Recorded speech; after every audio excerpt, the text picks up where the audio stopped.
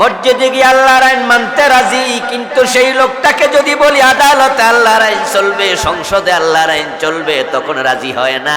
উল্টা চেহারা কালো কইলা গালি দিয়া দেয়। যারা আল্লাহর আইন বাইরে মানবে না, শুধু মসজিদে মানবে, তারা মুমিন না, তারাও কাফের হয়ে যায়। এখন আল্লাহর আইন মানতে রাজি না এমন লোক মসজিদে জুমার দিন হাজির আছে না নাই? এটা হলো কাফের নামাজি। এই আয়াত দিয়ে আমরা যা বুঝলাম, এই আয়াত যে যুগে নাজিল হয়েছে ওই যুগে ঈমান আনার পরে কাফের হয়ে গেছে এমন লোক ছিল। এই আয়াত তো গত মাসে নাজিল হয় নাই, গত বছর। আমার প্রিয় নবীর উপরে আজ থেকে 1400 বছর আগে যখন নাজিল হয় এই আয়াত, বুঝা গেল তখনই কিছু মানুষ ঈমান আনার পর আবার ঈমান হারাইছে। ওই যুগে যদি এমন মানুষ থাকে, আজকের যুগে জাতীয় মানুষের সংখ্যা কমেছে না বেড়েছে? কিয়ামত যত আগাবে ঈমানদার ততই কমতেই, এবং এটা কমতে কমতে শূন্যের কোঠায় যেদিন আসবে সেদিনই কিয়ামত হবে। قال النبي صلى الله عليه وسلم لا تقوم الساعة على أحد يقول الله الله। প্রিয় নবীজি বলেন, যতদিন পর্যন্ত আল্লাহ বলার মতো একজন মুমিন থাকবে ততদিন কিয়ামত হবে না। এবার আপনাদের থেকে জানতে চাই, কিয়ামত হবে কি না? কোন সন্দেহ আছে? তাহলে এই হাদিসের দিকে তাকালে আরেকটা বিষয় বোঝা যায়, সেটা হলো কিয়ামত যেদিন হবে বুঝতে হবে সেই দিন আল্লাহ বলার মতো ঈমানদার একজনও আর থাকবে না। এবার দুনিয়া যে এত মুসলমান, এত মুমিন, সবাই কি একদিনে মরে যাইব নাকি? সবাই একদিনে ঈমান হারাবে নাকি? সেটা ক্রমান্বয়ে চলবে। অবস্থা এমন হবে, প্রিয় নবীজি বলেছেন, তাকুনু বাইনাস সাআতি ফিতান, কিয়ামতের আগে ফিতনা বের হবে। কাকিতাইল লাইলিল মুজলিম, সূর্য ডুবে যাওয়ার পরে অন্ধকার যেমন চারিদিক থেকে ধেয়ে আসে, সূর্য যখন ডুবে যায় তখন পূর্ব পশ্চিম উত্তর দক্ষিণ চারিদিক থেকে অন্ধকার আসতে আসতে 1-1.5 ঘন্টা পরে তামাম আকাশ, তামাম জমিন অন্ধকার হয়ে যায়। কিয়ামতের আগে পৃথিবীর চারদিক থেকে এরকম ফিতনা বের হবে। ইউসবিহুর রাজুলু ফিহা মুমিনান ফায়ুমসি কাফিরা, ওই ফিতনার কারণে মানুষগুলো সকাল বেলায় মুমিন থাকবে, সন্ধ্যা বেলায় কাফের হয়ে যাবে।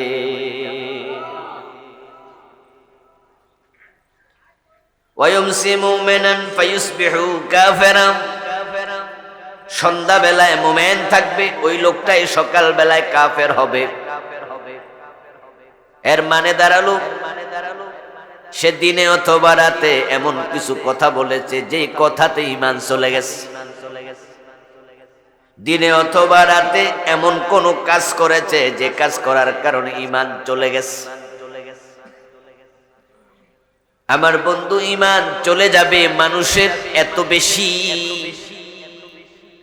প্রিয় নবী বলছেন, ইয়াজতামিউনা ফিল মাসাজিদ লাইসা ফীহিম মুমিনুন, মসজিদে জামাতের সাথে নামাজ পড়বে অনেক মানুষ, অবস্থা এমন হবে তাদের মাঝে একজনও ঈমানদার নয়।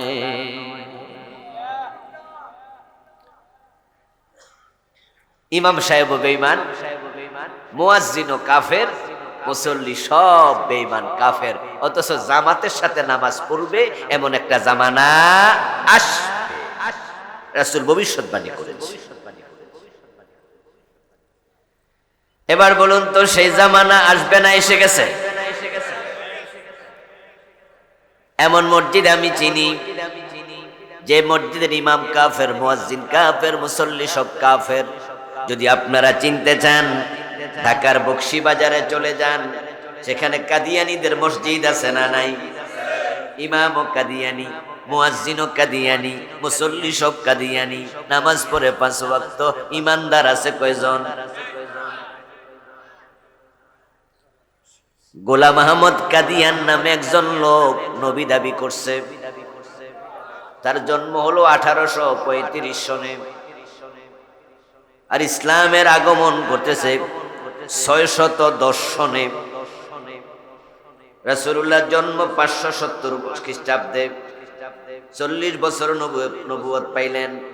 570 লগে যদি আপনি 40 যোগ করেন 610 খ্রিস্টাব্দে ইসলাম আসলো। প্রিয় নবী তখন বলে গেলেন এমন এক জামানা আসবে মানুষ জামাতে নামাজ পড়বে, ওই জামাতের মাঝে একটাও ইমানদার থাকবে না, সবগুলো কাফের। গোলাম আহমদ কাদিয়ানীর জন্ম না হলে এই হাদিসের বাস্তবায়ন বাংলাদেশে আমরা দেখতাম না। কারণ আমাদের মসজিদগুলোতেও কাফের আছে, মুশরিক আছে, আবার 2-4 জন ইমানদারও আছে, কিন্তু কাদিয়ানীদের মসজিদে ইমানদার একজনও নাই।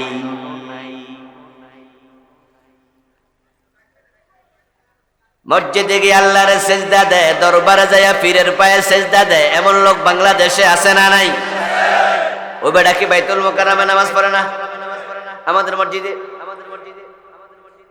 যে লোকটা পীরের পায়ে সেজদা দিল সে মুমিন না মুশরিক?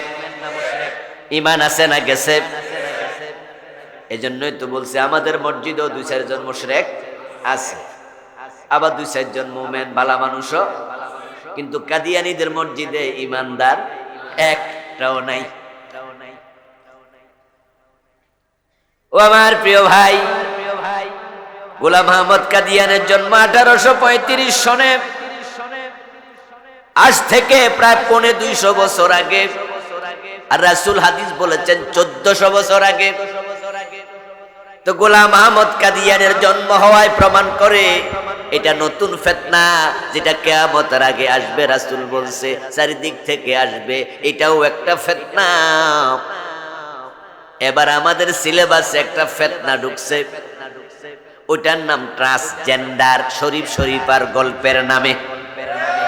এটা যারা বিশ্বাস করবে তারাও কাদিয়ানীর মতো কাফের হয়ে যাবে। কাদিয়ানী কাফের হইছে এক কারণে, তারা হবে ভিন্ন কারণে। ওইটা যেমন কুফর, বর্তমানেরটাও কুফর। কাফের কে হয়? যে কুফরি করে। মুশরিক কে হয়? যে শিরিক করে। মুনাফিক কে হয়? যে কলবে নেফাক ঢুকায়। কথা কি বোঝেন? কুফরি করলে কি হয়? মাশাআল্লাহ, কথা বলেন। কুফরি করলে কি হয়? শিরিক করলে কি হয়? নেফাক করলে কি হয়? মুনাফিক হয়।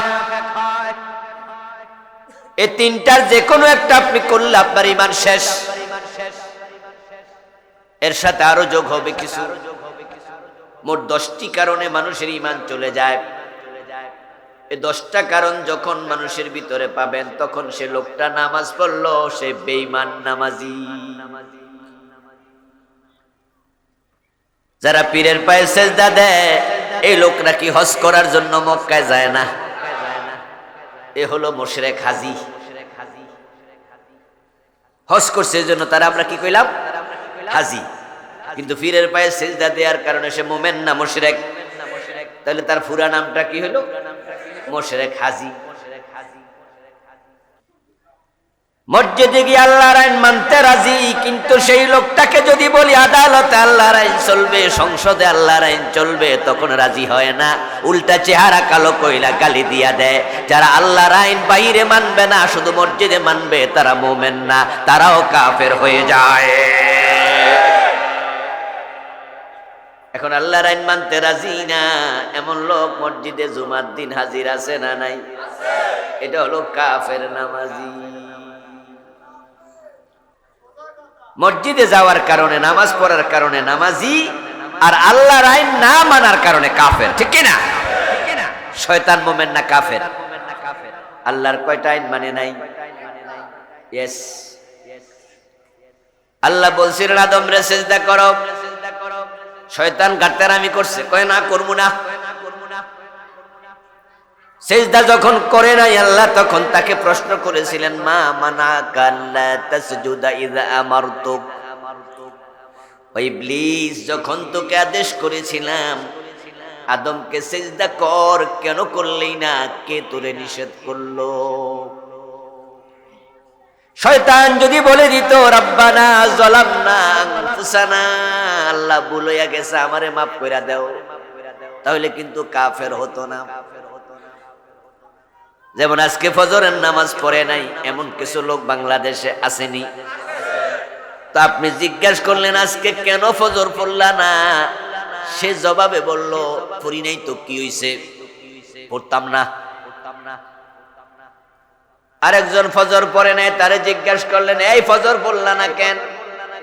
সে মনটা ছোট কইরা কয় হুজুর ভুল হইয়া গেছে, শয়তানে ধরছিল, ঘুমাই গেছিলাম, আল্লাহ আমারে যেন মাফ করে, আপনি দোয়া করেন। দুইজনই বেনামাজি, দুইজনই নামাজ পড়ে নাই। যে সরি বলছে সে হলো ফাসেক, আর যে গাট্টেরামি করছে সে হলো কাফের। মাসলা বুঝেন? কিন্তু একই অপরাধে দুই রকম রেজাল্ট। অপরাধ করার পরে যদি আপনার মনের মাঝে তাওবার অনুভূতি থাকে, অনুশোচনা থাকে, তাহলে আপনি হবেন ফাসেক। আর অপরাধ করার পরে যদি গাট্টেরামি থাকে তাহলে হবেন কাফের, ঈমানই থাকবে না। আদম নবী মা হাওয়া আলাইহিস সালাম কে আল্লাহ বলছিল ফালা তাকরাবা হাদিহিস শাজারা, ওই গাছের কাছে যাইও না, ফাতাকুনা মিনাজ জালিমিন, গেলে তোমরা হবে জালেম। আল্লাহর নির্দেশ আদম নবী মানছে না ভাঙছে? গাছের কাছে গেছিল নি? তাহলে আল্লাহর একটা নির্দেশ তো আদমেও মানে নাই, হেও তো ভাঙছে। তো আল্লাহ কয় ফেরেশতারে সিজদা করো, সেখানে ইবলিসও ছিল, ফেরেশতারা সবাই করলো, হে করলো না। আল্লাহর নির্দেশ একটা, ইবলিসও ভাঙছে। আদম ভেঙেছে কয়টা আদেশ? শয়তান ভাঙছে কয়টা? তো আদম মুমিন, শয়তান কেন কাফের? অপরাধ তো একটাই। কথাকে আমি বুঝাইতে পারতেছি? অপরাধ কয়টা? আদম করেছে কয়টা? ইবলিস করছে কয়টা? আদম মুমিন, ইবলিস কাফের, ঠিক কি না? কারণ হলো আদম যখন গাছের ফল খাইছে, ফালাম্মা যাকাশ শাজারা বাদাত লাহুমা সাওআতুহুমা তাফিকা ইয়াখসিফানি আলাইহিমা মিন ওয়ারাকিল জান্নাহ। সুবহানাল্লাহ।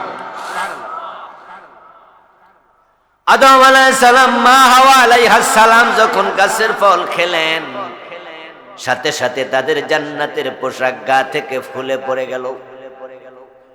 উনারা দুইজন তখন বুঝে ফেলছেন ছাড়ছে কাম, আল্লাহ না মানা করছিল, কামটা করলাম কি? মনের মাঝে অনুতাপ, অনুশোচনা, গাছের পাতা ছিঁড়ে ছিঁড়ে নিজেদের লজ্জাস্থান ডাকতে শুরু করলেন। আর মনের মাঝে অনুশোচনা আসলো। আল্লাহ দুইজনকে তাওবা করার নিয়ম শিখাইয়া দিলেন। ক্বালা রব্বানা যালামনা আনফুসানা, আমার সাথে পড়ুন, রব্বানা যালামনা আনফুসানা ওয়া ইন লাম তাগফির লানা ওয়া তারহামনা লানাকুনান্না মিনাল ফাসিরিন। সুবহানাল্লাহ পড়ে।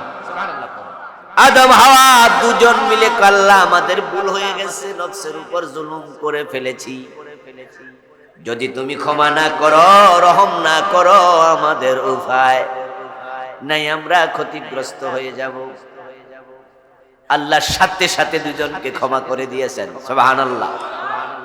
ফাতাবা আলাইহি, সাথে সাথে তওবা কবুল। 350 বছর কানছে, এগুলো সব ফাও কথা, এগুলোর কোনো ডকুমেন্ট নাই। আল্লাহর কোরআনে আল্লাহ বলে ফাতাবা আলাইহি, সাথে সাথে ক্ষমা। কারণ আল্লাহ বড় রহমান, তাই এই ভুলের কারণে আদমকে আল্লাহ এত লম্বা শাস্তি দেওয়ার কথা নয়। আর যদি তাই হতো তাহলে 2-4টা গুনাহ আমাদের আমল নামায় আছে না নাই? সংখ্যা কি 2-4টা না আরো বেশি? গুনতে পারবেননি। তো আদম একটা ভুল করে যদি 350 বছর পরে ক্ষমা পায়, কারণ আমরা 350 বছর হায়াত পামু, তো 100 বছর পামু, তাহলে উপায় কি? তো আদম তো তওবা করছে, করে তো 350 বছর। তো আপনি তওবা কইরা লাভ কি? হায়াতে তো পাইতেন না 150 বছর। আসলে আল্লাহ এত বড় কঠোর নয়, বরং আল্লাহ বড় রহমান। তাই তিনি কোরআনে বলছেন ফাতাবা আলাইহি, ফা শব্দ যোগ করেছে। ফা শব্দটা আসে এক কাজ হওয়ার পরে আরেক কাজ তাড়াতাড়ি যখন সিরিয়ালে হয় ওটা বোঝানোর জন্য। সুম্মা শব্দ আসে এক কাজ করার পরে আরেকটা কাজ সিরিয়ালে দেরিতে বোঝানোর জন্য। ওয়াউলিল জামঈ ফালিল ফাউরি সুম্মা লিতারাখি। আরবি ব্যাকরণের কিছু নিয়ম আছে। এই যে ফা, সুম্মা, ওয়াও, এগুলো